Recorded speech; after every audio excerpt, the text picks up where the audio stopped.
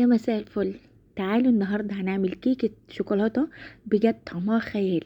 ان شاء الله هتعجبكم. هننزل بحوالي كوباية الا ربع من الزيت، هننزل كمان بكوباية من السكر، كمان كوباية من الحليب ويفضل يكون دافي، وحوالي نص كوباية من الكاكاو الاسباني او الكاكاو الخام. بعد ما ضربناهم كويس جدا نبدأ ناخد حوالي مج في جنب. بعد كده هننزل بحوالي واحدتين من البيض ورشة فانيليا، هندوبهم كويس جدا، هقلبهم لحد لما البيض والفانيليا خلاص اختفوا. ننزل بحوالي كوباية ونص لكوبايتين من الدقيق وحوالي معلقة كبيرة من البيكنج باودر. هنقلبهم كويس جدا في اتجاه واحد، وبعد كده هنجيب القالب بتاعنا هندهنه زيت.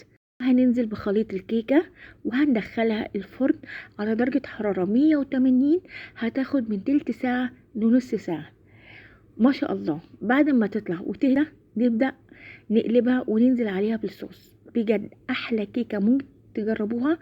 وفي نفس الوقت عملت كمان قالب تاني، بجد ريحتها وطعمها تجنن، وكفاية اللي هي معمولة في البيت. بجد هتعجبكم جدا، واشوفكم في وصفة تانية. اشوفكم على خير، مع السلامة.